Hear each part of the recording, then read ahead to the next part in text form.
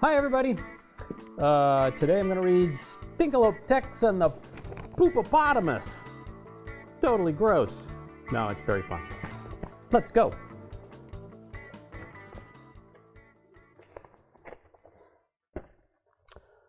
On a cool autumn day in a deep forest glade stood a lone Poopapotamus, half in the shade. She stood calmly and quietly munching on wood, or dirt, or some rocks, or whatever looked good. For most Poopapotami ate what they found, just lying in front of them there on the ground. And after they eat, oh, I think you can guess, for what comes out behind is an awful big mess. Yes, eating and pooping, that's all these beasts do, and that's why you'll never find one in a zoo. This particular beast, as she snuffled the ground, didn't know that there were a few people around. One of them was a girl in a red floral dress, stomping through all the mud and just making a mess. The other, a man with a gun in his arm, who seemed to be trying to cause some great harm. "Little girl," said the man, "would you please step aside, for I must have this animal's valuable hide." "No, no, no," cried Fiona, for that was her name. "This animal's friendly, she's sweet and she's tame. And she's using her hide, see, she's not done with it. I don't think you're nice, no I don't, not a one bit." Fiona then did what she never had done. She stepped right in front of that big hunter's gun. "Oh, stop it," the hunter said, storming about. "I must have that hide, and that tail, and that snout. This animal's rare, and it's young, and it's healthy. If I sell its parts, I'll be famous and wealthy." "Besides," said the hunter, "who cares for this beast? I do think that no one would care in the least. Just look at this thing. It's disgusting and vile. It walks through the woods, leaving pile after pile."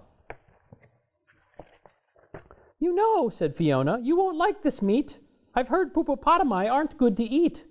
"So what?" said the man. "I don't care about that, for I just want the hide, which I'll use as a hat, or a jacket, or pants, or a fine pair of shoes. But the stinky old poop meat, that I won't use. Now I must shoot this beast, so please step aside now." But Fiona would not. She must stop him. But how? Then suddenly off in the woods came a whistle, and out from the trees came a rope like a missile. It came for the hunter, and to his dismay, it grabbed the big gun and it snatched it away. Then it got very still in the sun-dappled glade, and a stranger on horseback came out of the shade. "Who are you?" said the hunter, "and where is my gun?" "My name's Stinkalope Tex, and your shooting is done." "I will shoot what I want," said the man with a scoff. "Now you and your gigantic nose can take off."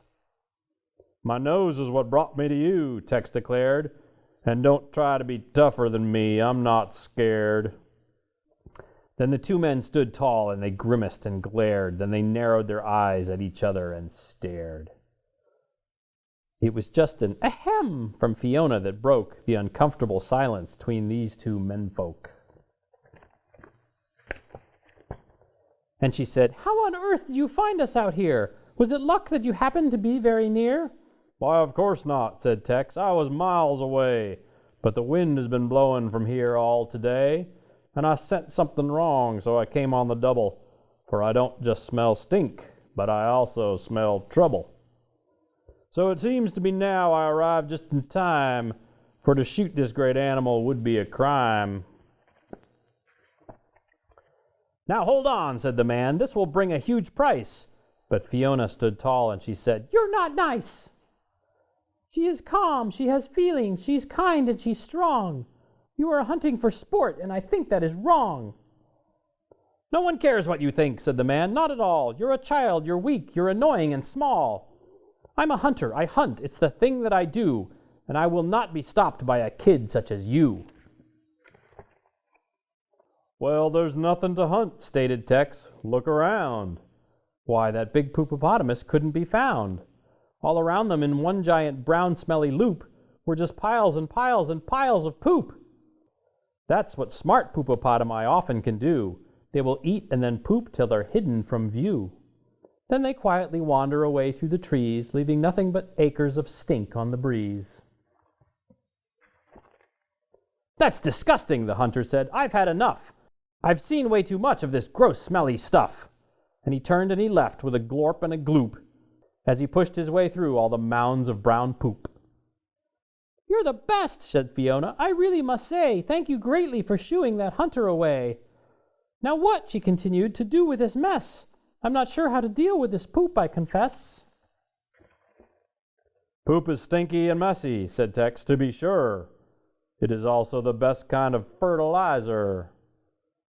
Run to town and get all the farmers you know. With this poop on their fields, it will help their crops grow." And Fiona did that. Then the farmers came round, and they hauled off the poop, every last stinky mound. Then they all got together and had a big feast to thank Stinkalope Tex and that great smelly beast. And that is Stinkalope Tex and the Poopapotamus, which, if you think about it, is really, really gross. But it's kind of nice too. I hope you enjoyed it.